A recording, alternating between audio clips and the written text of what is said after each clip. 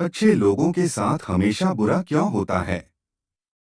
गीता में श्री कृष्ण ने दिया है अर्जुन को इसका जवाब। अच्छे लोगों के साथ हमेशा बुरा क्यों होता है? वहीं जो लोग बुरे कर्म करते हैं और अज्ञान की राह पर होते हैं, वो खुशहाल दिखते हैं। श्री कृष्ण ने इसका जवाब गीता में दिया है।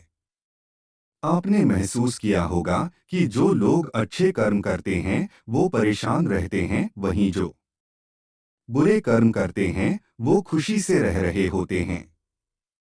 अच्छे कर्म करने वाले परेशान होते हैं कि आखिर उन्हें इतनी परीक्षा क्यों देनी पड़ रही है, जबकि जो अधर्म की राह में हैं, वो खुश हैं और जिंदगी का लुत्फ उठा रहे हैं।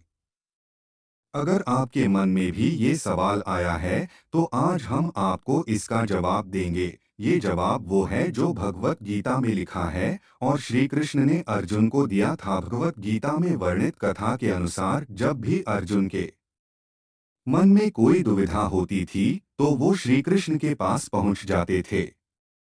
एक बार की बात है, अर्जुन भगवान श्री कृष्ण के समीप आकर कहा कि वो दुविधा में हैं और इसका जवाब वो श्री कृष्ण से चाहते हैं।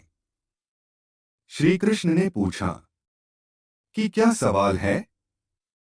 अर्जुन ने कहा, मुझे ये जानना है कि अच्छे लोगों के साथ हमेशा बुरा ही क्यों होता है, वहीं बुरे लोग खुशहाल दिखते हैं। अर्जुन के मुंह से ऐसी बातें सुनकर श्री कृष्ण मुस्कुराए और कहा, मनुष्य जैसा सोचता है और महसूस करता है वैसा कुछ नहीं होता है, बल्कि अज्ञानता की वजह से वो सच्चाई नहीं समझ पाता है। अर्जुन उनकी ये बात समझ नहीं पाए। इसके बाद श्री कृष्ण ने क्या कहा वो जानते हैं। श्री कृष्ण ने अर्जुन से कहा, पार्थ, मैं तुम्हें एक कथा सुनाता हूँ। उसे सुनकर तुम समझ जाओगे कि हर प्राणी को उसके कर्म के हिसाब से ही फल मिलता है।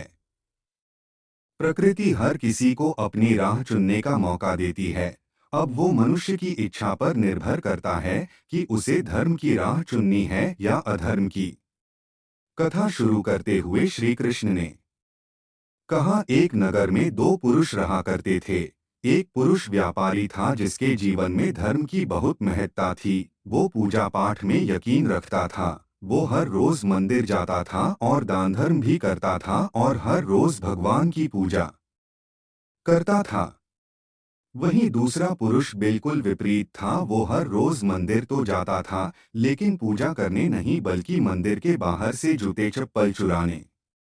उसे दान और धर्म से कोई लेना देना नहीं था।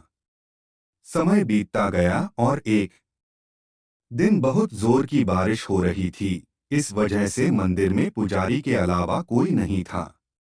ये बात जब दूसरे पुरुष को पता चली तो उसने कहा कि ये सही मौका है मंदिर का धन चुराने का। पंडित से नजर बचाकर उसने मंदिर का सारा धन चुरा लिया। उसी समय धर्म कर्म में विश्वास रखने वाला व्यक्ति भी मंदिर पहुंचा। दुर्भाग्य से मंदिर के पुजारी ने उसे ही चोर समझ लिया और चिल्लाने लगे। वहां लोग एकत्र हो गए और उसे बहुत मारा।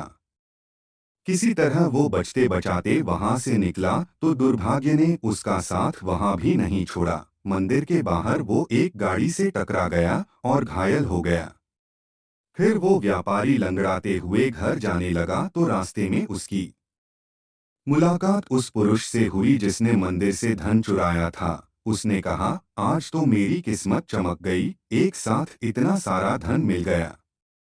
ये सब देखकर उसे बहुत बुरा लगा और उसने अपने घर से भगवान की सारी तस्वीरें निकाल दी। कुछ सालों बाद दोनों की पुरुषों की मृत्यु हो गई। मरने के बाद जब दोनों यमराज की सभा में पहुंचे और भले पुरुष ने दूसरे व्यक्ति को देखा तो उसे बहुत गुस्सा आया। उसने क्रोधित होकर यमराज से पूछ ही लिया, मैं तो हमेशा अच्छे कर्म करता था, दान में विश्वास रखता था। उसके बदले जीवन भर मुझे अपमान और दर्द ही मिला और इस व्यक्ति को नोटों से भरी पोटली। आखिर ऐसा भेदभाव क्यों? इस पर यमराज ने कहा, पुत्र, तुम गलत समझ रहे हो। जिस दिन तुम्हारी गाड़ी से टक्कर हुई थी, वो दिन तुम्हारे जीवन का आखिरी दिन था।